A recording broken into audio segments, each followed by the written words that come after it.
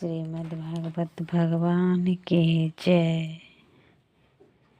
15वें अध्याय का महात्म्य नमः।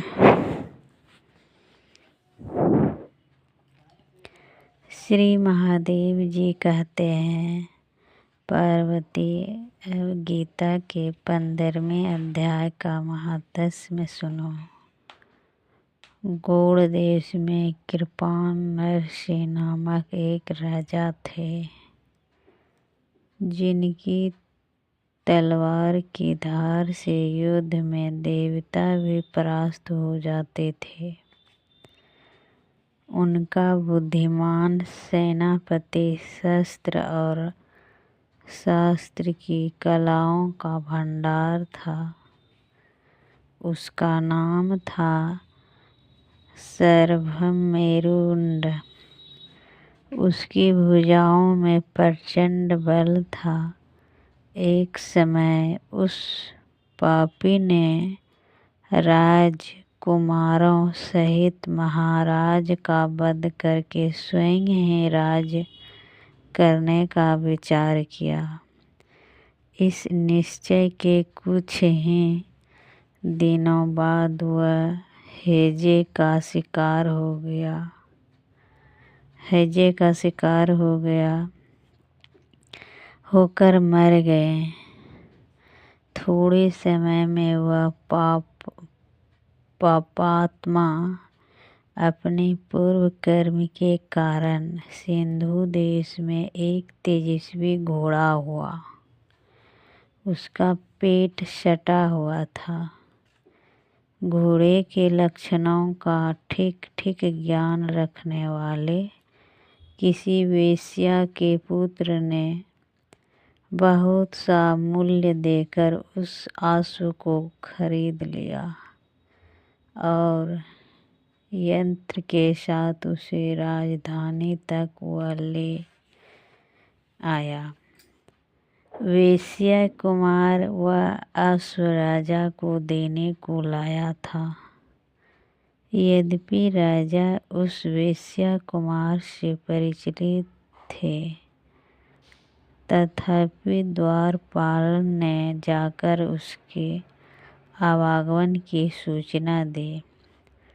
राजा ने पूछा, किस लिए आए हो? तब उसने स्पष्ट शब्द में उत्तर दिया, देव, सिंधु देश में एक उत्तम लक्षणों से संपन्न अश्व था, जिससे तीनों लोकों का एक रत्न समझकर मैंने बहुत सा मूल्य देकर खरीद लिया है। राजा ने आज्ञा दी, वह अश्व को यहाँ ले आओ। वास्तव में वह घोड़ा गुणों में उच्चैश्रवाओं के समान था। सुंदर रूप का तो मानो घर ही था। शुभ लक्षणों का समुद्र जान पड़ता था। वैश्य घोड़ा ले आया और राजा ने उसे देखा। अश्व का लक्षण जानने वाले अमात्यों ने उसकी बड़ी प्रशंसा की। सुनकर राजा अपार आनंद में निमग्न हो गए और उन्होंने वेश्य को मुँह मांगा स्वर्ण देकर तुरंत ही उस अश्व को खरीद लिया। कुछ दिनों के बाद एक समय राजा शिकार खेलने के लिए उत्सुक हो उसी घोड़े पर चढ़कर वन में गए। वहाँ मृगों के पीछे उन्होंने अपना घोड़ा बढ़ाया। पीछे पीछे सब ओर से दौड़कर आते हुए समस्त सैनिकों का साथ छूट गया। वे हिरणों द्वारा आकृष्ट होकर बहुत दूर निकल गए। प्यास ने उन्हें व्याकुल कर दिया। तब वे घोड़े से उतरकर जल की खोज करने लगे। घोड़े को तो उन्होंने वृक्ष की डाली में बांध दिया और स्वयं एक चट्टान पर चढ़ने लगे। कुछ दूर जाने पर उन्होंने देखा कि एक पत्ते का टुकड़ा हवा से उड़कर शिलाखंड पर गिरा है।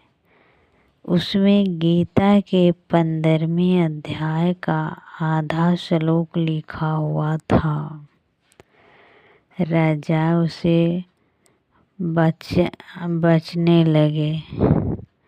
उन्होंने मुख से गीता के अक्षर सुनकर घोड़ा तुरंत गिर पड़ा और अश्व शरीर को छोड़कर तुरंत ही दिव्य विमान पर बैठकर वह स्वर्गलोक को चला गया।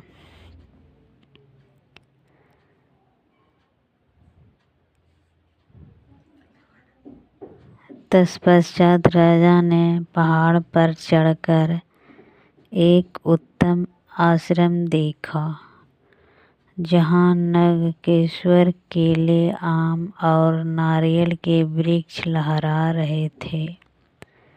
आश्रम के भीतर एक ब्राह्मण बैठे हुए थे, जो संसार की वासनाओं से मुक्त थे। राजा ने उन्हें प्रणाम करके बड़ी भक्ति के साथ पूछा, ब्राह्मण, मेरा अश्व जो अभी अभी स्वर्ग को चला गया है, उसमें क्या कारण है? राजा की बात सुनकर त्रिकालदर्शी, मंत्रवेदता एवं महापुरुषों में श्रेष्ठ विष्णु शर्मा नामक ब्राह्मण ने कहा, राजन, पूर्व काल में तुम्हारे यहाँ जो सर भेरुमंड नामक सेनापति था, वह तुम्हें पुत्र सहित मारकर स्वयं राजा हड़प लेने का तैयार था। इसी बीच में हैजे का शिकार होकर वह मृत्यु को प्राप्त हो गया। उसके बाद वह उसी पाप से घोड़ा हुआ था। यहाँ वही गीता के 15वें अध्याय का आधा श्लोक लिखा मिल गया था। उसे ही तुम बाँचने लगा।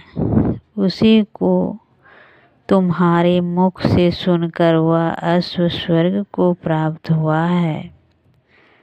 तदंतर राजा के पार्श्ववर्ती सेना उन्हें ढूंढते हुए वहां आ पहुँचे। उन सब के साथ ब्राह्मण को प्रणाम करके राजा प्रसन्नतापूर्वक वहां से चले और गीता के 15वें अध्याय के श्लोक का अक्षरों के अंकित उसी पत्र को बाँच कर प्रसन्न होने लगे। उनके नेत्र हर्ष से खिल उठे थे। घर आकर उन्होंने मंत्रवेदता मंत्रियों के साथ अपने पुत्र सिंहबल को राज सिंहासन पर अभिषिक्त किया और स्वयं 15वें अध्याय के जप से विश्वचित्त होकर मोक्ष प्राप्त कर लिया। इसी प्रकार 15वें अध्याय पूरा हुआ। श्रीमद् भागवत भगवान की जय। श्रीमद् भागवत भगवान की जय।